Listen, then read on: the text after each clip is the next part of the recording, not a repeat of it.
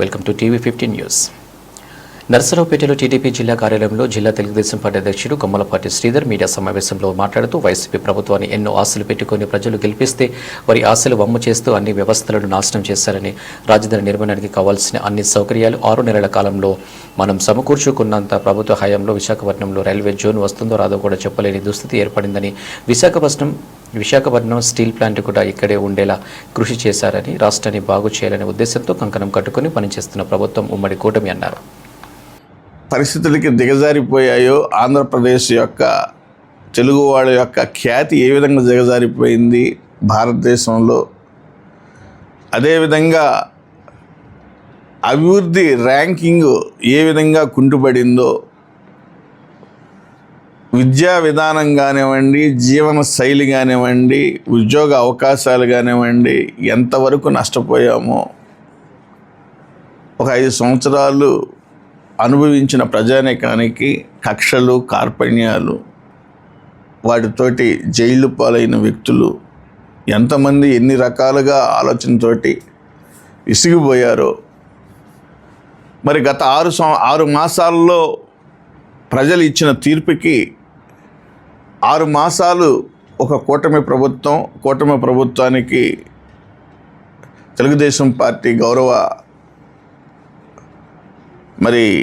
అధ్యక్షులు నారా చంద్రబాబు నాయుడు గారు, జాతీయ అధ్యక్షులు నారా చంద్రబాబు నాయుడు గారు ఈ ఆంధ్రప్రదేశ్కి కూటమి ప్రభుత్వం తరపు నుండి ముఖ్యమంత్రి అవ్వటం, వారికి తోడుగా పవన్ కళ్యాణ్ జనసేన ఉప ముఖ్యమంత్రిగా అవటం, కేంద్రంలో కూటమి ప్రభుత్వానికి ఆ రోజు ఇక్కడ ప్రధానమంత్రిగా మోడీ ఉండటం, ఇవన్నీ ఒక ఆలోచనలు మనం తీసుకుంటే 6 మాసాల్లో మనం కని ఎరుగని రీతిలో మార్పులు చేర్పులు రావటం అనేది జరిగింది. మనం ఎప్పుడు ఊహించని మార్పులు. మనం ఏం పోగొట్టుకున్నాం 5 సంవత్సరాల్లో అనే దాని మీద మనం ఒకసారి ఆలోచిస్తే, రాజధానిని పోగొట్టుకున్నాం. ఆ రాజధానికి కావలసిన ఫండ్స్ మొత్తం ఈ 6 మాసాల్లో మనం సమకూర్చగలిగామంటే దానికి ఒకే ఒక్కడు చంద్రబాబు నాయుడు గారి యొక్క పరిపాలన దక్షతకి నిదర్శనం.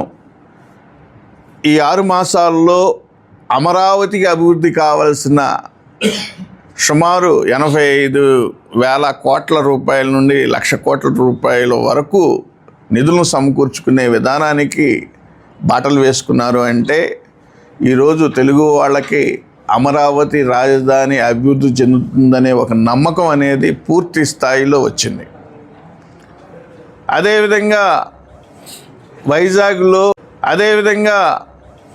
వైజాగ్లో రైల్వే జోను ఉంటుందా పోతుందా అనుకున్న దాన్ని ఈరోజు రైల్వే జోన్ కూడా రావటం కూడా జరిగింది. దానికి సంబంధించిన ల్యాండ్ని కూడా ఏర్పాటు చేయటం కూడా జరిగింది. ఇదే కాదు, స్టీల్ ప్లాంట్ మీద అనేక రకాలుగా నెపాలు వేస్తే ఆ స్టీల్ ప్లాంట్ మీద కూడా ఒక రకమైన క్లారిటీస్ రావటం కూడా జరిగింది. గుంతలతోటి మమేకమైన ఈ ఆంధ్రప్రదేశ్ రోడ్లన్నిటినీ రేపు సంక్రాంతి లోపల పూర్తి స్థాయిలో కంప్లీట్ చేయటం కోసం కావలసిన నిధులని ఇచ్చిన ఘనత ఈరోజు కూటమి ప్రభుత్వంది అనేది కూడా మనకు స్పష్టంగా కనపడతా ఉంది.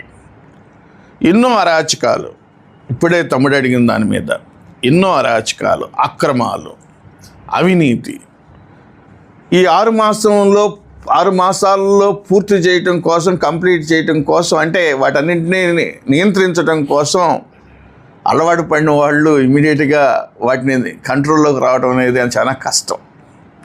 దాంట్లో భాగమే గంజాయి రవాణా.